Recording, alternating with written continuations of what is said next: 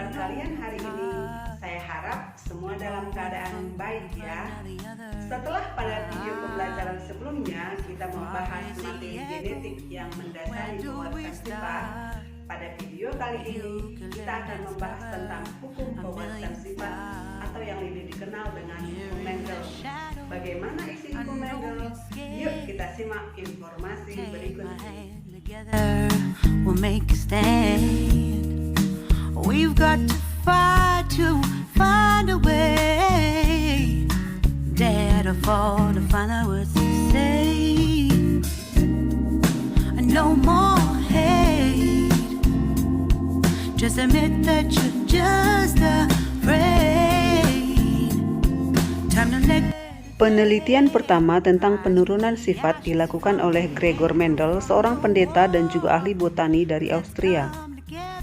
Mendel mulai meneliti tentang pewarisan sifat pada tahun 1856 dan mencatat hasil temuannya pada Natural Science Society of Brunn, Austria pada tahun 1866.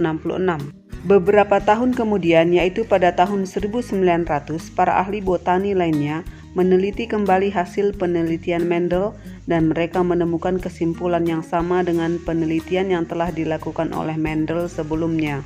Mendel menggunakan kacang kapri sebagai objek penelitiannya karena kacang kapri memiliki ciri-ciri yang mudah dibedakan, dapat melakukan penyerbukan sendiri, mudah dilakukan penyerbukan silang, mempunyai daur hidup yang relatif pendek, dan menghasilkan keturunan dalam jumlah banyak.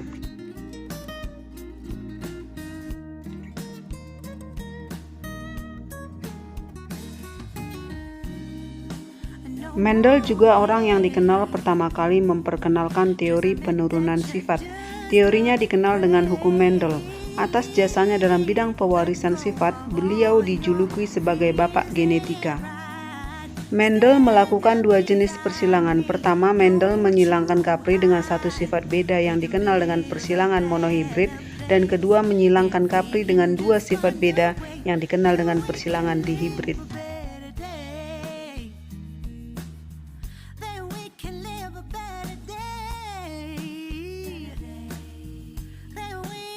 Selanjutnya kita bahas persilangan monohibrid. Apa itu persilangan monohibrid? Persilangan monohibrid adalah persilangan dengan satu sifat beda.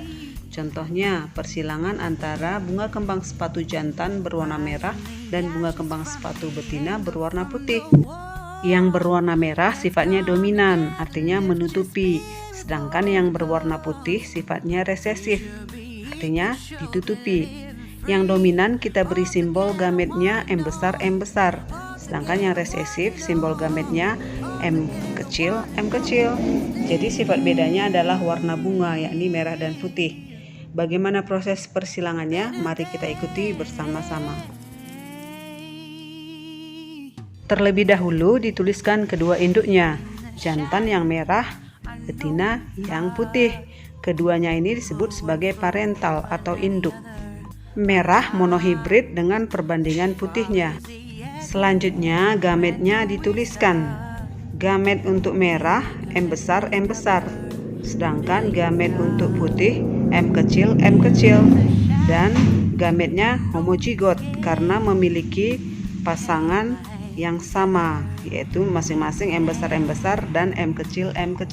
Karena sifatnya demikian, maka alelnya kita tulis hanya satu saja, yaitu M besar dan M kecil. Persilangan pertama yang disebut filial pertama atau F1 menghasilkan kembang sepatu merah, bukan merah muda, tetapi disebut sebagai merah dengan rasio genetif M besar, M kecil. Ini disebut dengan heterozigot. Sedangkan rasio fenotipnya adalah warna bunga, yaitu merah. Jika F1 disilangkan sesamanya, maka prosesnya dapat dicari dengan menggunakan teknik papan catur atau tabel Punnett. Kita tuliskan kembali terlebih dahulu kedua induknya, yang mana kita pilih sebagai jantan dan yang mana kita pilih sebagai betina. Karena F1-nya ini sama, maka jantan disebut merah heterozigot dengan gamet M besar, M kecil, dan betina juga disebut merah heterozigot, gamet M besar, M kecil. Alelnya M besar, M kecil, M besar, M kecil. Kemudian siapkan papan caturnya atau tabel Punnett-nya. Kotaknya berjumlah 9. Ada yang untuk kolom induk, ada yang kolomnya untuk isian filial keduanya. Untuk jantan, masukkan alelnya M besar, kemudian M kecil. Demikian juga untuk betina, masukkan alelnya M besar, kemudian M kecil.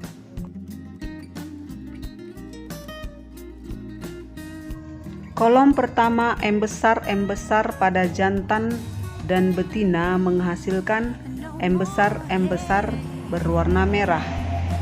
Kemudian M besar M kecil merah, M besar M kecil merah, M kecil putih.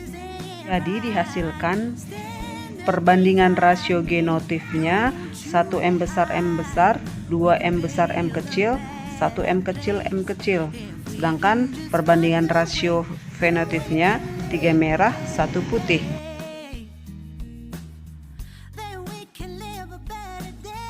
Sekarang kita masuk ke dalam persilangan dihibrid atau lebih dikenal dengan hukum kedua Mendel atau hukum penggabungan bebas yang berbunyi segregasi suatu pasangan gen tidak bergantung kepada segregasi pasangan gen lainnya, sehingga di dalam gamet-gamet yang terbentuk akan terjadi pemilihan kombinasi gen-gen secara bebas.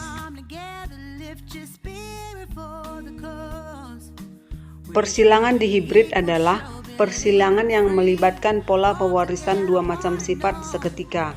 Contohnya persilangan kacang kapri berbiji bulat berwarna kuning dengan kacang kapri berbiji kisut berwarna hijau.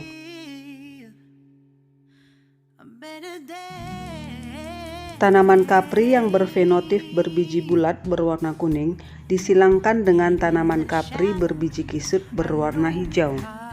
Tanaman kapri yang berbiji bulat berwarna kuning mempunyai genotif B besar, K besar. Sedangkan tanaman kapri yang berbiji kisut berwarna hijau mempunyai genotif B kecil, K kecil. Tanaman kapri bergenotif B besar, K besar disegregasikan menghasilkan gamet B besar dan K besar, kemudian digabungkan menjadi B besar, K besar.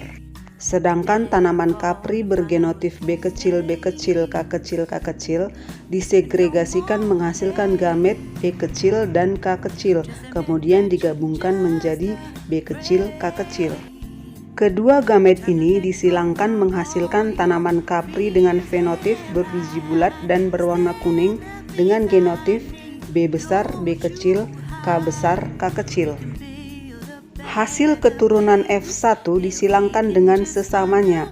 Genotif B besar, B kecil, K besar, K kecil disegregasikan menghasilkan gamet-gamet B besar, B kecil, K besar, K kecil.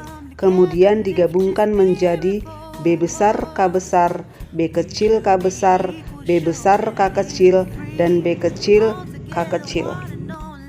Sama halnya dengan persilangan monohibrid, kita dapat menggunakan tabel Punnett untuk menyilangkan gamet-gametnya di sini.